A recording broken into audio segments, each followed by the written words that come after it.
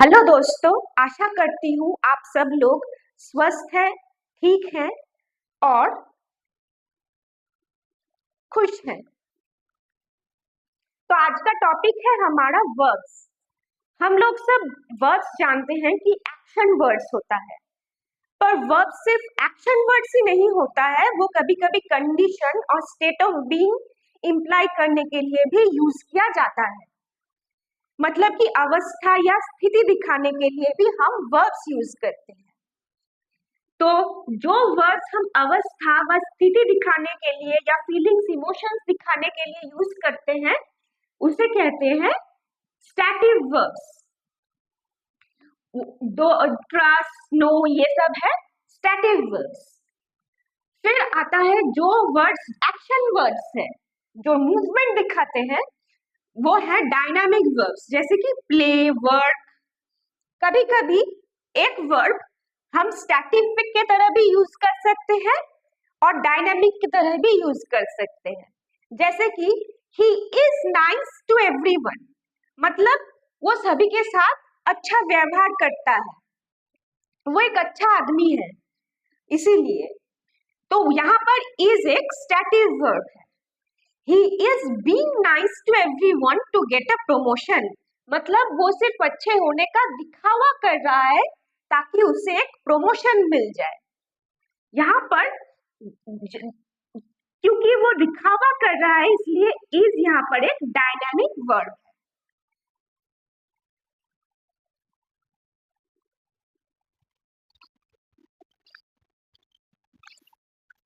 इसके बाद आता है मेन वर्ब और एंड ऑक्सिलरी और हेल्पिंग वर्ब्स। तो कभी कभी एक सेंटेंस में दो वर्ब्स होते हैं, कभी कभी एक सेंटेंस में दो वर्ब्स होते हैं एक सब्जेक्ट के लिए।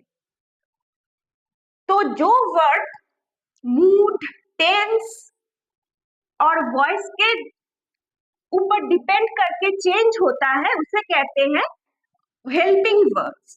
और जो वर्ब्स मूड, टेंस और वॉइस चेंज होने पर भी चेंज नहीं होता है उसे कहते हैं मेन वर्ब्स।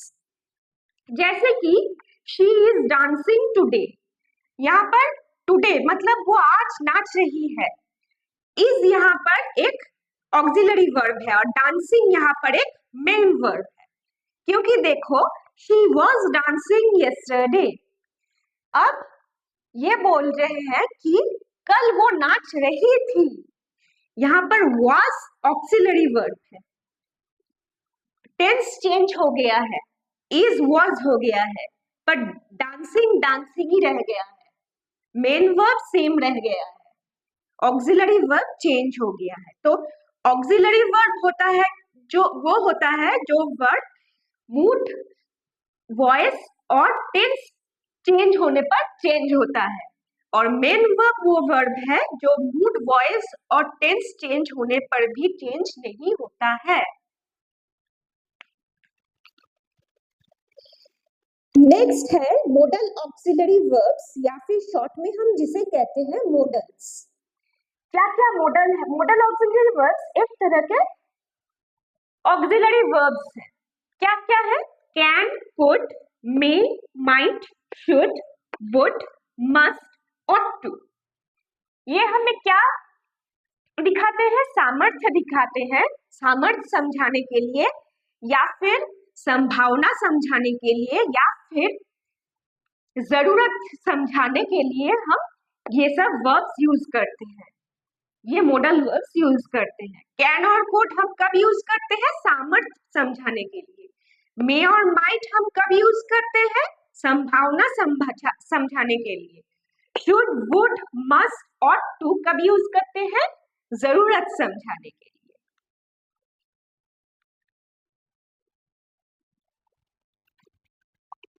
फ्रेजल वर्ब्स, जब हम एक ही वर्ब को डिफरेंट प्रीपोजिशन के साथ यूज करते हैं डिफरेंट मीनिंग बनाने के लिए, डिफरेंट अर्थ दिखाने के लिए, तो उसे कहते हैं फ्रेजल वर्ब्स। जैसे कि get out of the room, मतलब रूम से निकल जाओ। Get down from the bus, बस से उतरो।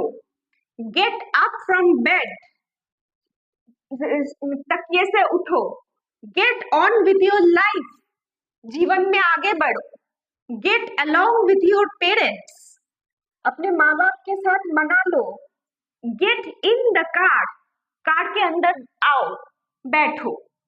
तो यहाँ पर देखो एक ही वर्ब यूज हुआ है गेट, डिफरेंट प्रेपोजिशंस के साथ, कभी आउट, कभी डाउन, कभी अप, कभी ऑन, कभी अलोंग, कभी इन।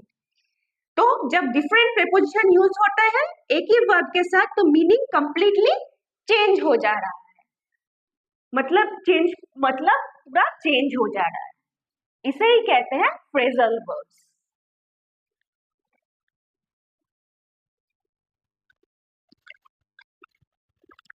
Next type of classification verbs में होता है अगर वर्ब्स में कोई ऑब्जेक्ट हो या नहीं। ऑब्जेक्ट क्या है? जो नाउन और या प्रोनाउन वर्ड के बाद में आता है उसे हम वर्ड का ऑब्जेक्ट कहते हैं। तो depending on whether object is present, मतलब इसके ऊपर से डिपेंड करके तीन तरह के वर्ब होते हैं। ऑब्जेक्ट के ऊपर डिपेंड करके तीन तरह के वर्ब होते हैं। जिस वर्ब में एक ऑब्जेक्ट होता है उसे कहते हैं ट्रांजिटिव वर्ब्स। जिस वर्ब्स में कोई ऑब्जेक्ट नहीं होता है इसे कहते हैं इंट्रांजिटिव वर्ब्स। और जिस वर्ब के दो ऑब्जेक्ट्स होते हैं, एक इनडायरेक्ट ऑब्जेक्ट, एक डायरेक्ट ऑब्जेक्ट, उसे कहते हैं डाइट्रांजिटिव वर्ब्स।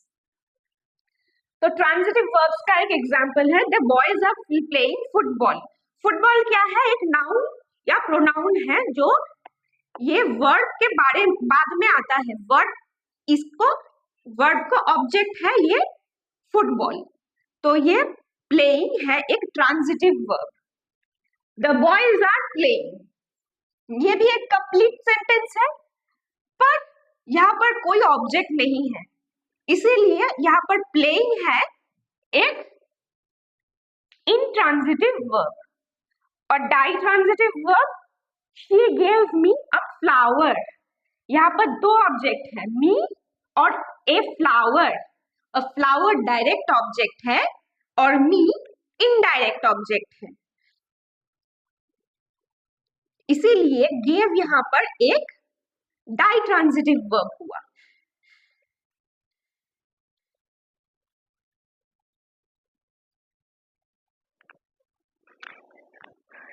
नेक्स्ट है रेगुलर वर्ब्स और इरेगुलर वर्ब्स। तो रेगुलर वर्ब्स और इरेगुलर वर्ब्स क्या है?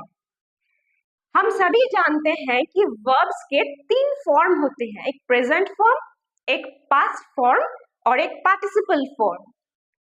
तो जो वर्ब के पास्ट और पार्टिसिपल फॉर्म ईडी से एंड होते हैं, जैसे कि dance, dance, danced, play, played, played, उसे हम कहते हैं रेगुलर वर्ब। और जो वर्ड्स के पास्ट और पार्टिसिपल फॉर्म ईडी से एंड नहीं होते हैं, जो मर्जी होते हैं, उसे कहते हैं इरेगुलर वर्ब्स। जैसे कि राइज, रोज, रिजन, सिंग, सैंग, संग। यहाँ पर ईडी नहीं लग रहा है, यहाँ पर कोई नियम नहीं है, इसीलिए इसे कहते हैं इरेगुलर वर्ब।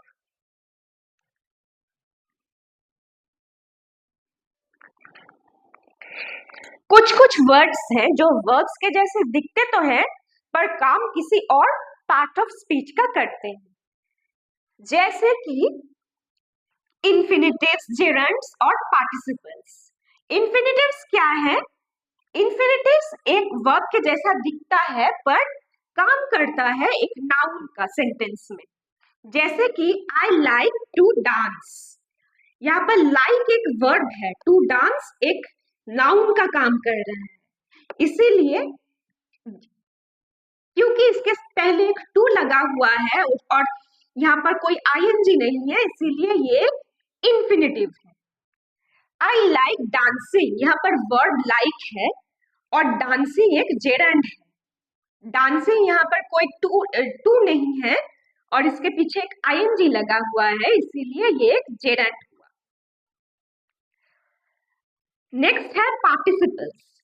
पार्टिसिपल्स वो वर्ड है जो दिखते हैं वर्ब के जैसे बट पर काम करते हैं एडजेक्टिव के। जैसे don't jump of a moving train. Jump of यहाँ पर एक वर्ड है। मूविंग ट्रेन, ट्रेन कैसा है, मूव कर रहा है, इसलिए मूविंग एक एडजेक्टिव हुआ, पर ये तो वर्ड के जैसे दिखता है, इसीलिए इसे हम पार्टिसिपल कहेंगे। जो वर्ड्स वर्ड के जैसे दिखते हैं पर एडजेक्टिव का काम करते हैं उसे हम पार्टिसिपल कहते हैं। जो वर्ड्स वर्ड के जैसे दिखते हैं पर नाउन का काम करते हैं और जिसके पहले एक टू लगता है उसे हम इंफिनिटिव कहते हैं। और जो वर्ड्स वर्ब्स के जैसे दिखते हैं पर नाउन का काम करते हैं और उनके पीछे आईएनजी लगता है उसे हम जेरंड कहते हैं।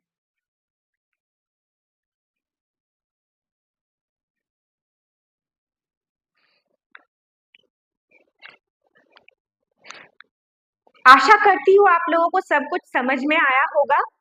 तो आज के लिए बस इतना ही। Thank you.